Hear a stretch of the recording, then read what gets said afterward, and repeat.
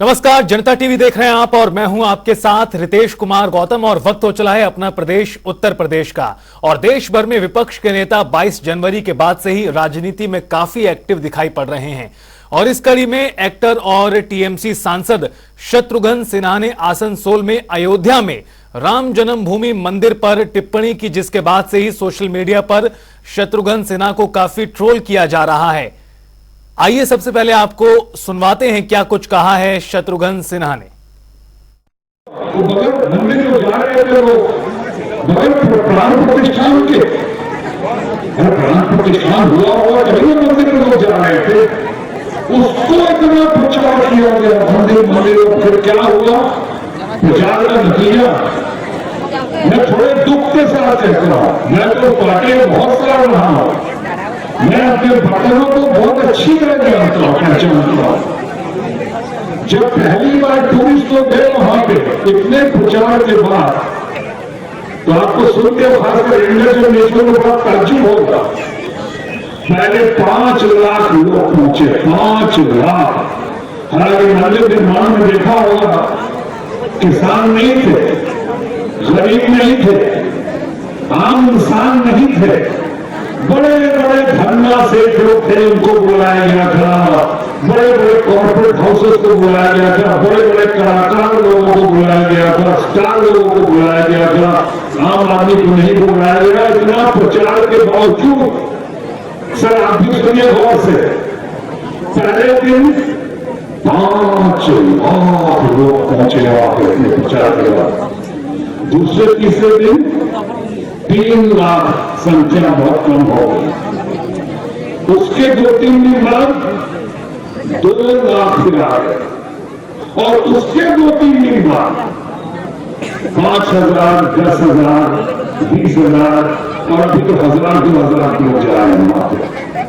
क्योंकि शंकराचार्य जहां नहीं पहुंचे, मंदिर पूरा नहीं है, उससे आप अपनी पब्लिसिटी के लिए इतना ड्रामा कर दिया। और हमारे सहयोगी बीएस लाठी हमारे साथ जुड़ गए हैं ज्यादा जानकारी के लिए इस पूरी खबर पर। बीएस लाठी, इस पूरे मामले के कई अलग अलग पहलू दिखाई पड़ रहे हैं। एक तरफ जहां शत्रुघ्न सिन्हा ने राजनीतिक तौर पर बयान दिया है, भारतीय जनता पार्टी को घेरने का प्रयास किया है राम मंदिर को लेकर, लेकिन साथ ही साथ दूसरी वो बात ये कह रहे हैं कि अब श्रद्धालुओं की संख्या में कमी आई है। सबसे पहले आप बताइए क्या कुछ है जमीनी हकीकत, चूंकि लगातार वहां पर श्रद्धालुओं की संख्या ज्यादा ही बनी हुई है और जो प्रशासन है उसको भी लोगों को संभालने में मुश्किलें देखनी पड़ती हैं। ऐसे में वर्तमान स्थिति क्या है और किस तरह से श्रद्धालु लगातार पहुंच रहे हैं? देखिए, हम मेरे साथ श्रद्धालु भी है और मैं कोशिश भी करूंगा इनसे बात करने के लिए, फिर विस्तार से आपको बताऊंगा। आप लोग कहाँ से आए? जी हम लोग अयोध्या से हैं, लोकल अयोध्या से ही लोकल हैं। अच्छा जी, तो आज हमारी बहन आई थी दिल्ली से, बहन और जीजा आए थे, उनको घुमाने लाए थे। शत्रुघ्न सिन्हा है टीएमसी से सांसद, वो ये कह रहे हैं कि अयोध्या में अब ये बीजेपी का जो पूरा एजेंडा था, अब अयोध्या में भीड़ कम हो गई। जी ऐसा कुछ नहीं, भीड़ हर दिन बराबर रहती है और बढ़ती ही जा रही है भीड़। और बाकी राजनीति है कि अयोध्या में भीड़ कम हो रही है, ऐसा कुछ भी नहीं है। वो वहां से बैठ के देख रहे हैं कि भीड़ यहाँ पे बहुत कम हो रही है, यहाँ पे आके देखे तब उनको पता चलेगा अयोध्या है एक्चुअली में है क्या। अयोध्या जिस दिन वो अयोध्या आ जाएंगे वो भी अयोध्या के फैन हो जाएंगे। क्या नाम है आपका? अवधेश तिवारी नाम है हमारा। जी कहाँ से रहे हो? मैं यही बगल गोंडा जिले का रहने वाला हूँ। यहाँ स्वच्छता अभियान में आदरणीय श्री महापौर जी के सफाई अभियान में शरीक हूँ। और 22 तारीख को श्री रामलला का प्राण प्रतिष्ठा का जो है अत्यंत शुभ दिन था। उस दिन से आज तक लगभग 55 लाख श्रद्धालु दर्शन कर चुके हैं, जो कि एक रिकॉर्ड है। अब भीड़ कम हो चुकी है बताइए। ऐसा कुछ नहीं है, भीड़ प्रतिदिन आप देख लीजिए, किसी भी रेलवे स्टेशन पर देख लीजिए, बस स्टैंड पर देख लीजिए, श्रद्धालु कि ये सब बीजेपी वाले ला रहे हैं आस्था ट्रेन। ऐसा कुछ नहीं है। इसका राजनीतिकरण जो कर रहे हैं वो महान बेवकूफ हैं, मूर्ख हैं। ऐसी कुछ बात नहीं है। आप देख रहे हैं श्रद्धालुओं का तांता लगा हुआ है और पक्ष विपक्ष जो भी हैं, विपक्ष भी चुपके से दर्शन करने आता है रामलला का। रामलला से कौन अछूता है, आप समझिए, ऐसी बात नहीं। ठीक है, तो ये दिल्ली से आई है, मैं इनसे कहाँ से आई? दिल्ली। क्या नाम है? पूजा। बहुत है भीड़ यहाँ पे। जिस हिसाब से हम लोग निकले थे, हमें बहुत टाइम लग गया दर्शन करने में। ये टाइम काफी टाइम लग रहा है, 2 घंटे तो लग ही गए, 2 घंटे में। क्या नाम है आपका? मेरा नाम हिमांशु है। कहाँ से? मैं दिल्ली से आया हूँ। यस। क्या स्थिति है दर्शन करने की? दर्शन के भीड़ में देखिए अभी क्या है, ट्रेन से में भी, बस में भी, हर जगह भीड़ है और अंदर जाने के श्रद्धालुओं की काफी ज्यादा भीड़ है और हमें लाइन में लगा के दर्शन करना पड़ा। ऐसा कुछ नहीं है कि यहाँ पे ट्रेन चलाई जा रही है, चलाई जा रहा है, ऐसा कुछ नहीं है। जो भी ट्रेन आ रही है सारे भर के आ रही है, श्रद्धालु भी भर के आ रहे हैं, बसें चल रही है, बस स्टैंड पे चले जाइए, कहीं पे भी चले जाइए। आप बीजेपी ने भेजा? नहीं, बीजेपी ने नहीं भेजा। राम भक्त है, हम बीजेपी से नहीं, राम भक्त है। हम अपनी फैमिली से मिलने और जो ये लोग इस पे टिप्पणी करते हैं, क्या नाम है, कांग्रेस वाले, सपा वाले, आज वही सपा वाले ही उसमें बीजेपी में आ रहे हैं, आके दर्शन कर रहे हैं। तो इससे बड़ा सौभाग्य और कुछ हो ही नहीं सकता। क्या आप तक आवाज पहुंच पा रही है बेस हमारी? जी एकदम बिल्कुल रितेश। बेस तमाम लोगों का ये लगातार ये कहना है कि बड़ी संख्या में लोग पहुंच रहे हैं, लेकिन एक और सवाल इस लिहाज से, जिस तरह से विपक्ष के नेताओं द्वारा राम मंदिर को लेकर जो टिप्पणियां की गई हैं पूर्व में भी, जो वर्तमान में हो रही हैं, इससे कितना नुकसान हो सकता है विपक्षी पार्टियों को भी? भले ही ये बयान पश्चिम बंगाल में दिया गया हो, लेकिन इसका असर पूरे देश में पड़ रहा है। देखो रितेश, जब प्राण प्रतिष्ठा थी तो जो देश के चारों शंकराचार्य थे वो भी लगातार सवाल उठा रहे थे कि अधूरा है और इस पे देश पे तमाम तरीके से जो चाहे पिछले बार जो कोरोना आया था तो देश पे आपदा आ सकती है, अभी मंदिर पूरा नहीं है, ऐसे ऐसे जो चारों शंकराचार्य थे। तो उसी कड़ी में विपक्ष भी हमलावर हुआ है, क्योंकि तमाम लोग जो कह रहे थे कि अयोध्या में जो भीड़ है वो मोदी और योगी, तो ये जरूर था कि हर जो 5 राज्य के चुनाव हुए थे और 5 राज्य में जहां 4 राज्य में सरकार बनी थी, तो चाहे एमपी के, अभी पिछले दिनों एमपी के मुख्यमंत्री आए थे, राजस्थान के मुख्यमंत्री हो, चाहे उत्तराखंड के मुख्यमंत्री हो, तो जो भी मुख्यमंत्री आए, चाहे हेमंत बिस्वा जी आए, तमाम जो लोग आए, तो वहां से जरूर श्रद्धालु आ रहे हैं। और ये जो विपक्ष कह रहा है, लगातार कह रहा है कि वहां श्रद्धालुओं का कम हो जाना, और ये है, और ये जरूर है, क्योंकि ये राम भक्तों के ऊपर जो भी कोई प्रहार कर रहा है, ये राम भक्तों, और जितना ही विपक्ष राम भक्तों को लेकर टिप्पणी करेगा उतना ही मोदी सरकार को फायदा मिलता हुआ नजर जरूर दिखता आ रहा है। रितेश बिल्कुल, बीएस लाठी, आपका बहुत बहुत शुक्रिया इस पूरी बातचीत और जानकारी के लिए। फिलहाल रुकेंगे छोटे से ब्रेक के लिए, आप देखते रहिए जनता टीवी।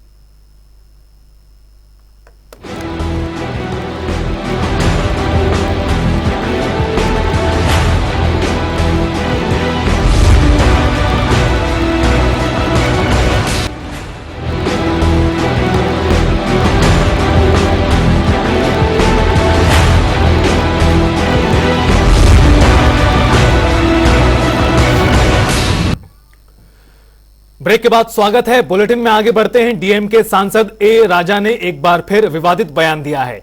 उन्होंने कहा कि तमिलनाडु भाजपा की जय श्री राम और भारत माता की विचारधारा को कभी नहीं अपनाएगा। इसके अलावा डीएमके सांसद ने भारत को एक देश नहीं बल्कि एक उप महाद्वीप बताया है। उन्होंने कहा कि एक देश का मतलब एक भाषा, एक परंपरा और एक संस्कृति से है। ऐसे में भारत एक देश नहीं है। उनकी इस विवादित टिप्पणी को लेकर लगातार उन पर निशाना साधा जा रहा है। वहीं आपको बता दें कि डीएमके सांसद के इस बयान के बाद लगातार अन्य नेता भी प्रतिक्रिया दे रहे हैं। देखिए, राम का नाम लेना और राम माता जो कहा जाता है भारत माता, यह किसी एक व्यक्ति का नहीं है, ये सभी का है। जो इस देश में रहते हैं उन सभी का है ये भारत माता और जय श्री राम। जय श्री राम कोई भाजपा का नहीं है। बहुत लोग, पूरा देश जय श्री राम के नाम से बोलता है। और यहाँ प्राण प्रतिष्ठा के बाद जिस प्रकार से देश विदेश के लोग आए और जय श्री राम की नारा लगाए, वो अपने आप में अद्भुत रहा। जय माँ। और आज भी हम भारत माता की, गौ माता की और सनातन धर्म की जय बोलते हैं। जो नहीं बोलते हैं और इस प्रकार की भाषा, वो वस्तुतः देश के रहने लायक नहीं है। देश में रहते हो और उसी भारत के निंदा करते हो, इसलिए ऐसे लोग देशद्रोही हैं। और इन देशद्रोहियों पर जो ऐसा कहते हैं, उन पर देशद्रोह का मुकदमा चलना चाहिए और इनको जेल में करना चाहिए, क्योंकि इस तरह से अफवाह फैला करके और लोगों को गुमराह करेंगे। तो गुमराह करने वाले को बाहर करना चाहिए, क्योंकि ये राजा और इस प्रकार से बोल रहा है, वो वस्तुतः देशद्रोही है और उसको इसी प्रकार की सज़ा मिलना चाहिए। ये राजा जिस तरह का श्री राम जी का जो विरोध कर रहे हैं, ये राजा का ये कहना बहुत निंदनीय है। ये राजा का बुद्धि विवेक सब भ्रष्ट हो चुका है। और श्री राम जी का अयोध्या में इतना भव्य मंदिर बना है और करोड़ों राम भक्त, और अयोध्या नहीं पूरे विश्व के सभी ही राम भक्त इतना राम राम राम कर रहे हैं। और ये राजा का दिमाग इतना खराब हो चुका है, राम राम भी पच नहीं रहा है उसको। और ये राजा को राम जी ही नाश कर देंगे और हनुमान जी नाश कर देंगे, ये राजा कुछ नहीं कर पाएंगे। और देश के प्रधानमंत्री, तेवारा प्रधानमंत्री बनने जा रहे हैं नरेंद्र मोदी जी, और एक अलग से उनका जादू का छड़ी जिस तरह चलेगा, जितने भी राम जी का विरोधी हैं उनका ऐसे ही दिमाग भ्रष्ट हो जाएगा। भारत माता की जय भी नहीं कह रहा। और भारत माता की जय, भारत में रहना है तो भारत माता की जय करना है, जय श्री राम का नारा भी लगाना है। ये पूरे करोड़ों राम भक्त रोज जय श्री राम राम राम राम कर रहे हैं। जिस तरह से ये राजा जो कमेंट कर रहे हैं राम जी के ऊपर, ये राजा का ही नाश का समय अब आ चुका है। ठीक है कि इंडी गठबंधन चाहे ए राजा हो, चाहे लालू प्रसाद हो, चाहे राहुल हो, ये सनातन संस्कृति को खत्म करना चाहते हैं। इसीलिए राजा हनुमान को बंदर कहता है, हनुमान की ताकत ऐसी होगी उनके गदा से नाश हो जाएगी। ये सब वो लोग हैं जो हिंदी को गाली निकालते हैं, हिंदुस्तान को खत्म करने की बात करते हैं, टुकड़ों टुकड़ों में देखते हैं, टुकड़े टुकड़े गैंग का समर्थन करते हैं। ये वो लोग हैं जो अपने राज्यसभा के सांसद जीतने के बाद पाकिस्तान जिंदाबाद के नारे लगाते हैं। ये वो लोग हैं जो भारतीय संस्कृति को कुचलने की बात करते हैं। बनाते तो इंडी गठबंधन है, लेकिन इनका घमंड अहंकार बाहर निकलकर आता है। आखिर ऐसी कौन सी मजबूरी थी कि इनको पाकिस्तान जिंदाबाद के नारे लगाने पड़े, टुकड़े टुकड़े गैंग का समर्थन करना पड़ा, और वो भी एक नहीं अनेक बार इस तरह की बात। और उत्तर और दक्षिण को अलग अलग करके देखना, अलग अलग टुकड़ों में देखना भारत को, ये सोच इन्हीं की हो सकती है। हम तो भारत को एक सशक्त देश बनाने की दिशा में और विकसित भारत बनाने की कल्पना करते हैं। तो वहीं आगरा वासियों को लंबे इंतजार के बाद मेट्रो की सौगात मिल चुकी है, जिसके बाद उत्तर प्रदेश सबसे अधिक शहरों में मेट्रो चलाने वाला पहला राज्य बन गया है। प्रधानमंत्री मोदी ने आज कोलकाता से मेट्रो का वर्चुअली रूप से उद्घाटन किया। तो वहीं उत्तर प्रदेश के मुख्यमंत्री योगी आदित्यनाथ ने उद्घाटन के बाद मेट्रो में सफर भी किया। 7 मार्च यानी कल से मेट्रो के दरवाजे आम लोगों के लिए खोल दिए जाएंगे। सभी पर्यटकों और अन्य सुधीजनों को हृदय से बधाई देता हूं, अपनी शुभकामनाएं देता हूं। हम सब जानते हैं कि दिसंबर 2021 में आगरा मेट्रो कार्य का शुभारंभ हुआ था और मात्र 2 वर्ष के अंदर ही प्रायोरिटी सेक्टर का जो 6 किलोमीटर का पहला कार्य है, यह पूरा होकर के आज जिसमें 3 अंडरग्राउंड स्टेशन हैं और 3 एलिवेटेड स्टेशन हैं, इस कार्य को पूरा करने के साथ ही मेट्रो भी इसमें प्रारंभ हो चुकी है। आगरा मेट्रो के प्रारंभ होने के साथ ही उत्तर प्रदेश देश का पहला राज्य है जिसके पास सबसे अधिक सिटी में मेट्रो की सुविधा है। उत्तर प्रदेश मेट्रो कॉर्पोरेशन ने कानपुर मेट्रो, लखनऊ मेट्रो या आगरा मेट्रो के कार्य को जिस तत्परता के साथ किया है, उसकी सर्वत्र सराहना हुई है। 3 अंडरग्राउंड स्टेशन को 3 किलोमीटर क्षेत्र में उन्हें विकसित करने में एक समय सीमा के अंदर उन्होंने समय से पहले, यानी अगर कहें तो देश के अंदर सबसे पहले और सबसे तीव्र गति के साथ कार्य करने वाली आगरा मेट्रो हुई है। यह अपने आप में एक उपलब्धि है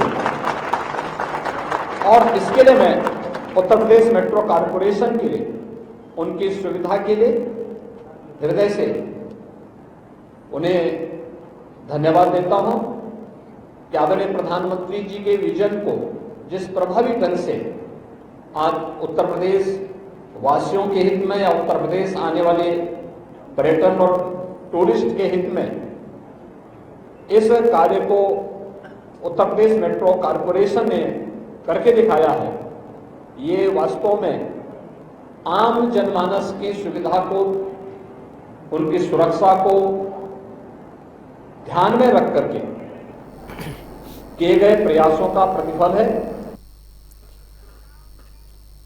और करेंगे इस वक्त की बड़ी खबर का मंत्रिमंडल विस्तार के बाद आज महत्वपूर्ण बैठक शाम 4 बजे पार्टी कार्यालय में बीजेपी की होगी। उत्तर प्रदेश की सभी 80 लोकसभा सीटों को लेकर चुनावी रणनीति तैयार होगी, किस तरह से सभाएं होंगी, रोड शो को लेकर तैयारियों पर विचार विमर्श किया जाएगा। सह संयोजक जितिन प्रसाद, जेपीएस राठौर समेत कई नेता मौजूद रहेंगे। तो बड़ी खबर आपको बता दें कि उत्तर प्रदेश में 80 लोकसभा की सीटें हैं।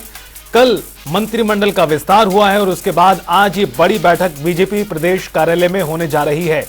और चुनावी रोड शो की बात करें या फिर कैंपेन किस प्रकार से रहने जा रहा है, उसको लेकर भी माना जा रहा है कि आज की बैठक में चर्चा होगी।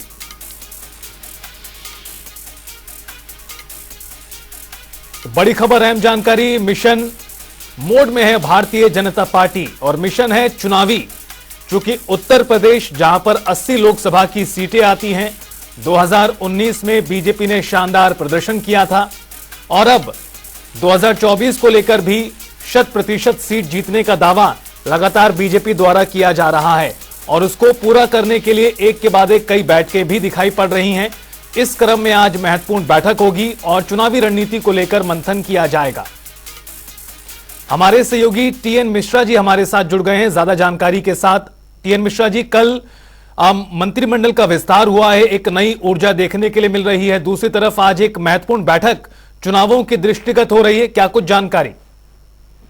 लगातार बीजेपी चुनावी हो रही है। कल मंत्रिमंडल विस्तार से उसका फायदा है कि जो जहाँ तरह से सारे समीकरण सामने हो चुकी है, अब उसके बाद चाहे सहयोगी संगठन हो चाहे कुछ भी हो, सबको एकजुट कर करके और सबकी समय जितनी नाराजगी दूर कर दी है। तो मंत्रिमंडल विस्तार होने फायदा हुआ। दूसरी आज शाम को जो बैठक होने वाली है, ये बैठक सबसे अहम बैठक ये मानी जाती है कि सीटें जीतने के लिए रणनीति तैयार की जा रही है। इसमें मंत्रिमंडल विस्तार के बाद क्या क्या फायदे और मिलेंगे, किस तरह के आर्थिक समीकरण बेहतर होंगे और किस भारतीय भाजपा पूरी चुनावी वोटे है। और इसको लेकर के आप जो भूपेन्द्र चौधरी जो पार्टी के अध्यक्ष रहे और संगठन मंत्री सरकार रहेंगे, तो ये लोग भी पूरे समय प्रत्याशियों को लाया जाए, किस तरह उनको फायदा उठाया जाए और पब्लिक को कैसे एजुकेट किया जाए। भाजपा ने कैसे उनके लिए किया है, उसमें इसकी भाजपा को तक आकर्षण बनाने के लिए सारे काम किए गए और चुनाव समन्वय समिति होगी जिसके सहयोगी जितिन प्रसाद है। बिल्कुल टीएन मिश्रा जी, यानी आज की बैठक काफी महत्वपूर्ण रहने जा रही है और क्या कुछ निष्कर्ष निकल कर आता है, देखना बड़ा दिलचस्प रहेगा। आपका बहुत शुक्रिया इस पूरी जानकारी के। और फिलहाल इस बुलेटिन में इतना ही, वक्त हो चुका है एक छोटे से ब्रेक का। आप देखते रहिए जनता टीवी।